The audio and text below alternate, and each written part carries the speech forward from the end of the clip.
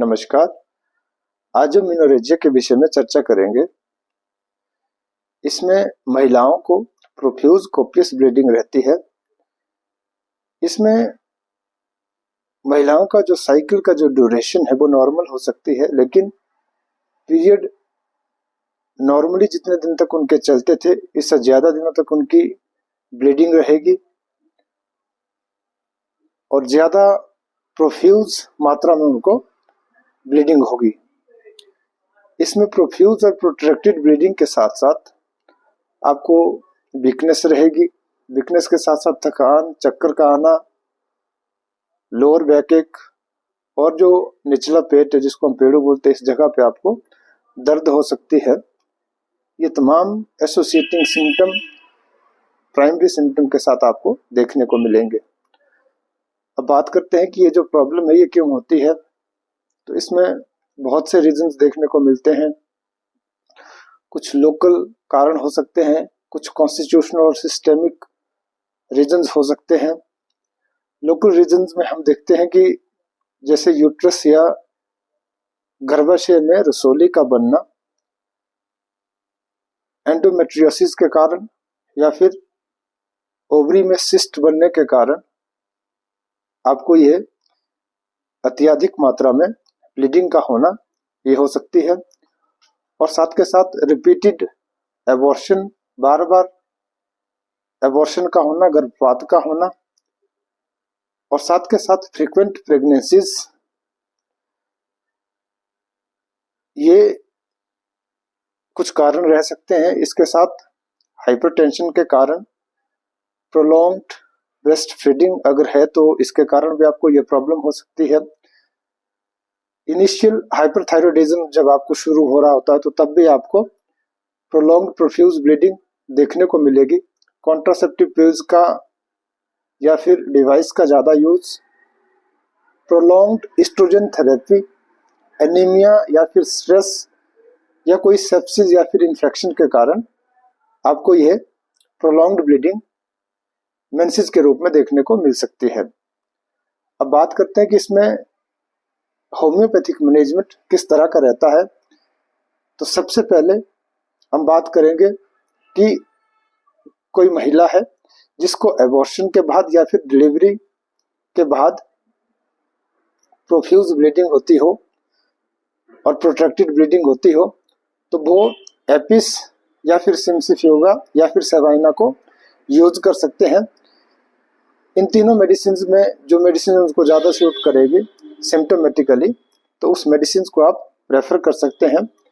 इन तीनों को आप 200 पावर में इंडिविजुअली दिन में 3 से 4 बार इसके 5 से 7 ग्लोब्यूल आप यूज कर सकते हैं।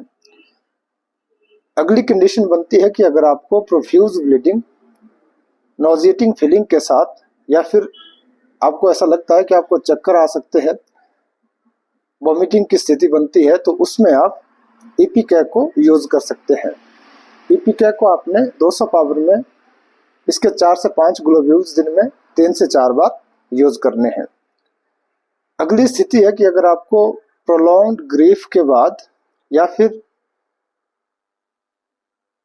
आप चल रहे हैं या फिर अगर आप वॉक कर रहे हैं या फिर आप लगातार खड़े हैं, तो ऐसी स्थिति में आपकी जो मेंसेस है वो ज़्यादा एग्रेवेट होते हैं या उस दौरान आपको ज़्यादा प्रोलॉन्ग्ड ब्लीडिंग या फिर ज़्यादा मात्रा में आपके मेंसेस रहेंगे, तो आप कॉकुलस को यूज कर सकते हैं। कॉकुलस को भी आप 30 पावर में या फिर 200 पावर में दिन में 3 से 4 बार रिपीट कर सकते हैं। अगली एक स्थिति है कि अगर कोई पेशेंट है वो लीन, थीन या वीक विमेन के रूप में आपको पेशेंट मिलता है, उसको मेनोरेजिया की प्रॉब्लम है यानी प्रोफ्यूज और प्रोलॉन्ग्ड प्रोट्रैक्टेड ब्लीडिंग है, तो ऐसी जो महिलाएं हैं वो फॉस्फोरस या फिर आयोडम या फिर सिकल कॉर, ये 3 मेडिसिन इसके अंडर रहती है। इसमें अलग अलग जो आपका कॉन्स्टिट्यूशन आपका जिस मेडिसिन की ओर इंडिकेट होता हो उस मेडिसिन को आप प्रेफर कर सकते हैं। अगली दवा है कि अगर आपका जो मेनोरेजिया में ब्लड है वो ब्लैक है, क्लॉटेड रहेगा, प्रोफ्यूज होगा, और साथ के साथ स्पेशली हम देखते हैं कि लाइंग डाउन, यानी आप नीचे जब लेट रहे हैं या बैठ रहे हैं तो ऐसे में आपका जो ब्लीडिंग है वो ज़्यादा मात्रा में आपको देखने को मिलती है, तो आप क्रियोजोट को यूज कर सकते हैं। इसको भी आप 200 पावर में दिन में 3 से 4 बार रिपीट कर सकते हैं।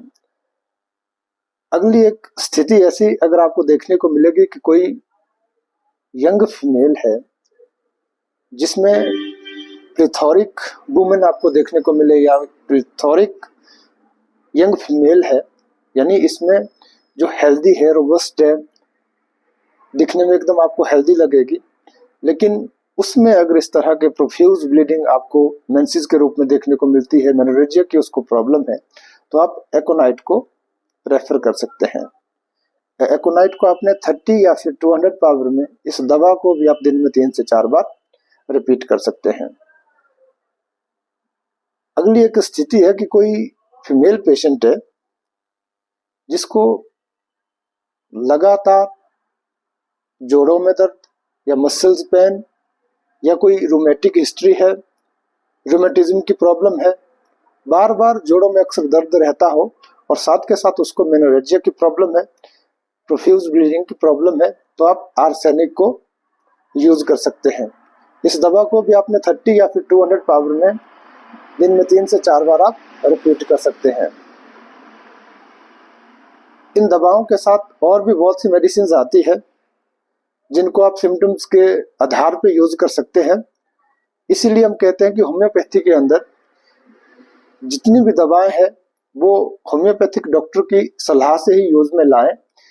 इसके साथ साथ आप कंप्लीट रेस्ट करें, गर्म पानी की बोतल से आप अपने लोअर एब्डोमेन को वहां पे आप सिकाई कर सकते हैं। कोई हैवी वेट है उसको आप ना उठाएं, और साथ के साथ पौष्टिक आहार, बैलेंस्ड डाइट का आप सेवन करें। ये आपको मेडिसिन के साथ साथ ये जो